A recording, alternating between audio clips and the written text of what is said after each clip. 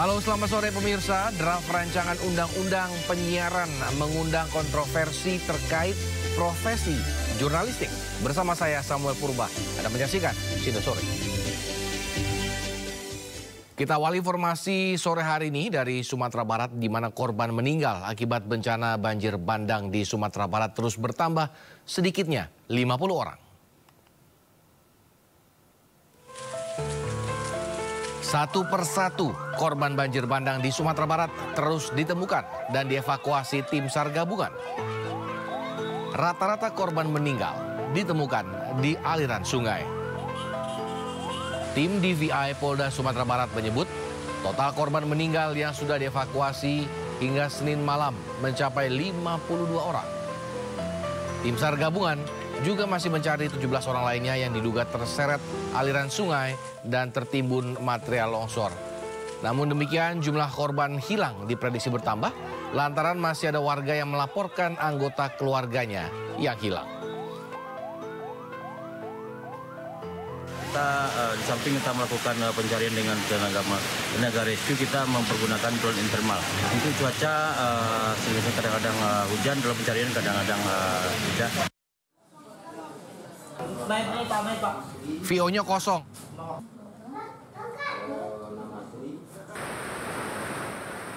Gua nggak bisa balikin.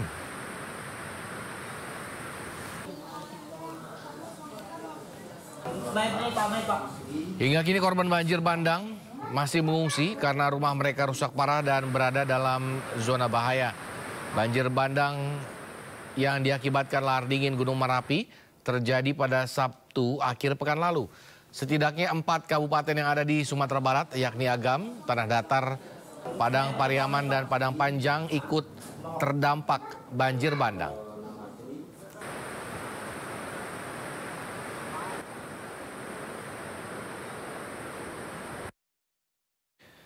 Pemirsa, salah satu korban banjir bandang asal Padang Panjang, Sumatera Barat ditemukan warga setelah terseret sejauh 72 km.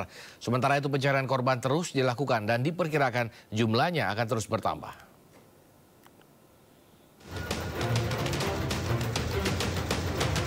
Nelayan dan tim SAR gabungan mengevakuasi jasad berjenis kelamin perempuan yang mengapung di Pantai Pasir Jambak, Kecamatan Koto Tangah, Kota Padang. Jenazah diketahui bernama Ratna Yulidawari, 40 tahun, seorang guru honorer di SMK 1 Padang Panjang. Korban awalnya dilaporkan hilang terseret banjir bandang dan baru ditemukan setelah terbawa arus sungai sejauh 72 km. Keluarga korban, hasil identifikasi kita sudah menemui dan sudah mengambil jenazah. Untuk korban yang ada di Rumah Sakit Bayangkara terdata ada berapa orang, Mana? Sekarang di Rumah Sakit Bayangkara ada yang rawat inap dan ada yang rawat jalan. Jadi ada 6 orang yang kemarin yang sudah kita selamatkan yang luka-luka ringan, itu dia hanya berawat jalan.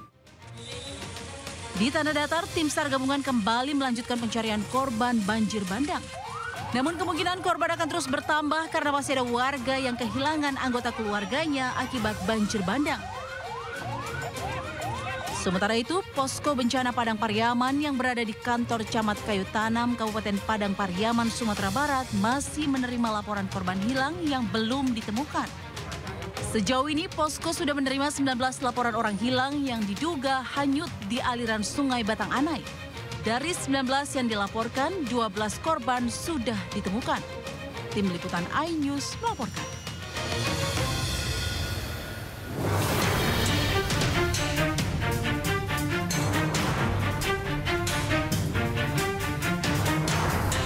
Keluarga korban banjir bandang Sumatera Barat mendatangi posko bencana di kantor Camat Kayu Tanam, Padang Pariaman. Satu keluarga yang berasal dari Kabupaten Tanah Datar ini melaporkan seorang keluarganya yang belum ditemukan akibat hanyut terbawa arus banjir. Menurut keluarga korban, sebelumnya korban dan anaknya sedang berada di objek wisata pemandian Mega Permai, Lembah Anai. Keduanya diduga hanyut terbawa arus air, namun jasad sang anak sudah berhasil ditemukan. Di pemandian Mega Permai itu sekitaran itu air mancur. Mega Mindung. Di sekitar Mega Mindung sana ada Mega Permai. Kejadian kemarin itu malam, itulah yang membawa terbawa arus, kemenakan kita harus sendiri dengan anaknya Pika.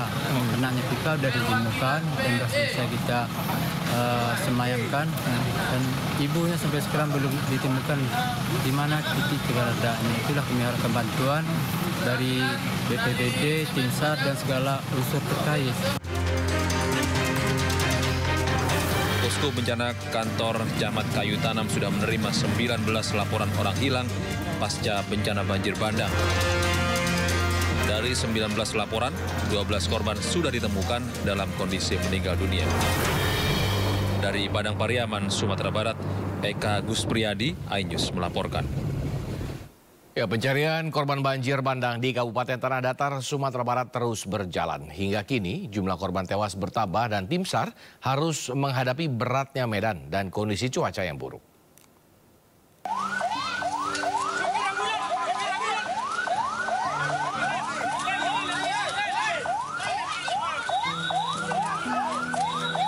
Korban tewas banjir bandang di Kabupaten Tanah Datar, Sumatera Barat terus bertambah. Hingga Senin malam, Basarnas dan tim gabungan telah menemukan 42 jasad dan masih mencari 11 warga yang dilaporkan hilang.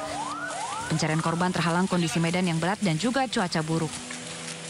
Untuk luasnya area pencarian, alhamdulillah kan kita sudah dibantu juga dengan tim-tim gabungan yang sudah datang dan bergabung dan terlibat langsung dalam pencarian ini bisa mempermudah kita.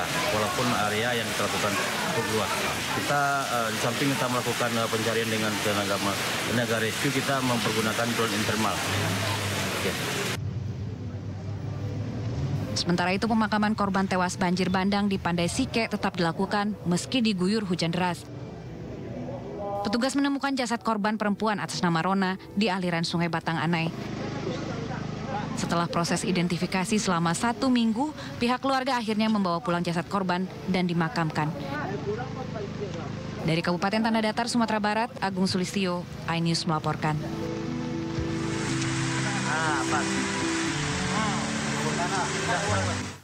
Sementara itu, Kepala Pusat Data Informasi dan Komunikasi Kebencanaan BNPB Abdul Muhari menjelaskan pihaknya melakukan sejumlah langkah penanganan darurat, diantaranya pemulihan akses jalan darat dari daerah terdampak dengan alat berat, pembersihan material longsor, evakuasi korban, dan koordinasi dengan OPD terkait. Sejauh ini pencarian di daerah yang paling terdampak di Kabupaten Agam dan Tanah Datar itu masih terus berlangsung, tetapi memang kendalanya hujan masih sering turun. Ini yang kita khawatirkan. Kita harus benar-benar memastikan keselamatan petugas di lapangan dan juga tentu saja keselamatan masyarakat. BNPB dalam hal ini tetap mengirimkan logistik makanan siap saji dan terutama tenda keluarga, matras, dan logistik sandang lainnya. Ini kita harapkan bisa membantu sementara masyarakat yang belum bisa kembali ke rumah masing-masing karena material dari lahar hujan ini belum semuanya bisa dibersihkan. Pemirsa, pasca longsor, jalur lintas Sumatera Panorama 2 Sitinjau Laut Kota Padang, Sumatera Barat sudah bisa dilalui. Sementara tim SAR gabungan masih mencari 1 korban hilang di dalam jurang.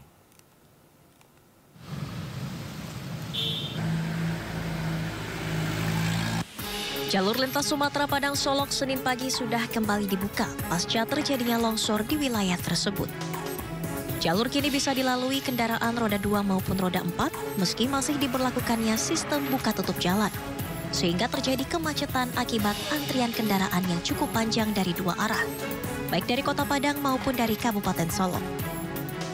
Sementara itu tim SAR gabungan dari Basarnas, BPBD, TNI, dan Polri masih melanjutkan proses evakuasi dan pencarian 1 korban hilang di jurang sedalam 60 meter di kawasan Panorama 2 Sitinjau Laut, Kecamatan Lubuk Kilangan, Kota Padang.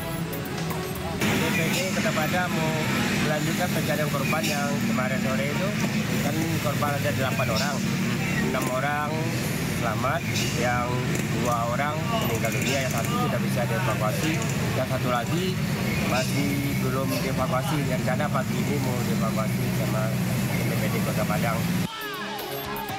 Sebelumnya longsor mengakibatkan 2 unit minibus terjun ke dalam jurang sedalam 60 meter. 7 orang penumpang dan sopir berhasil dievakuasi, 1 orang meninggal dunia dan 6 lainnya selamat. Sementara saat ini 1 korban masih berada di dalam jurang menunggu evakuasi tim SAR gabungan. Dari Padang, Sumatera Barat, Budi Sunandar, iNews melaporkan. Ya, selain di Sumatera Barat, banjir juga menerjang puluhan desa dan kelurahan di pesisir Sungai Walenai, Kabupaten Wajo, Sulawesi Selatan. Banjir yang menggenangi puluhan desa dan kelurahan di Kabupaten Wajo, Sulawesi Selatan ini rupanya sudah hampir 2 pekan tidak kunjung surut.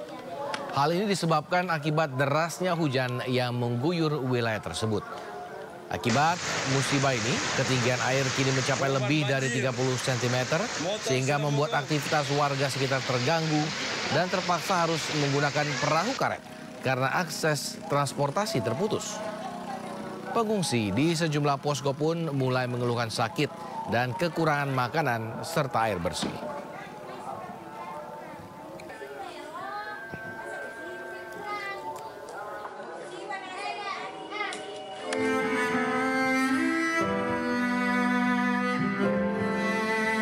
Ribuan rumah di 47 desa di Kabupaten Wajo, Sulawesi Selatan masih terendam banjir.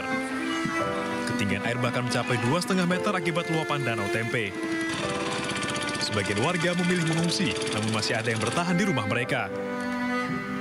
Memasuki 2 pekan bencana banjir, warga mulai mengeluh sakit dan kekurangan logistik.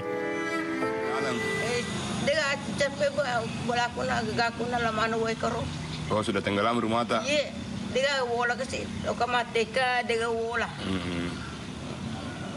Sama siapa di rumah kemarin? Terluka nak marana. Kue mengungsi nih? Iya, mengungsi mah ya anak nak. Sangat nih, berapa hari makin di sini? Itu ngason nak. Itu ngason nih di? Iya nak. Agak tak perlu aku. Ya Andre mina, Andre dia agak Andre. Dia agak di. BPBD Wajo mencatat 4 kecamatan di pesisir Danau Tempe masih terendam banjir hingga mencapai 2 meter. Banjir merendam 9.531 rumah akibat luapan Sungai Walenai serta kiriman banjir dari wilayah sekitarnya. Dari Wajo, Sulawesi Selatan, Amnar Sengkang, iNews melaporkan.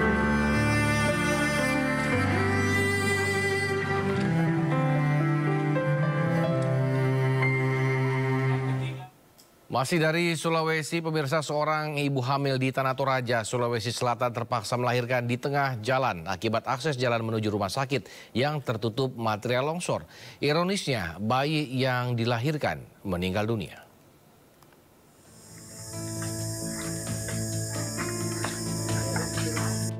Seorang ibu di Kecamatan Simbuang, Tanah Toraja, Sulawesi Selatan terpaksa melahirkan di pinggir jalan karena material longsor yang menutup jalan belum kunjung dibersihkan. Kejadian bermula saat ibu berinisial MA hendak melahirkan ke Puskesmas Leke. Namun karena kondisi dan fasilitas yang tak memadai, sang ibu harus dirujuk ke rumah sakit di Makale. Namun saat di perjalanan, mobil yang ditumpangi oleh pasien terhenti karena longsor masih menutupi jalan yang berada di Lembang, Makodo. Keluarga pun mencari kendaraan roda 2 untuk membawa pasien menuju rumah sakit.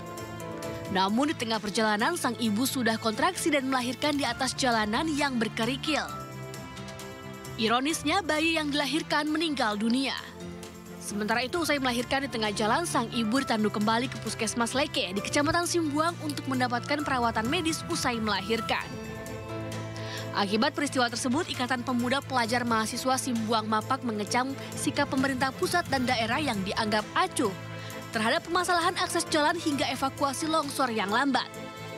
Melihat hal itu, pemuda-pemuda yang lahir dan besar dari Simbuang Mapak mengutuk dan meminta pertanggungjawaban penuh pemerintah Provinsi Selatan atas kurangnya inisiatif dan kurangnya responsif dari para pemerintah dalam menangani solusi dan permasalahan yang ada di Kecamatan Simbuang dan Kecamatan Mapak.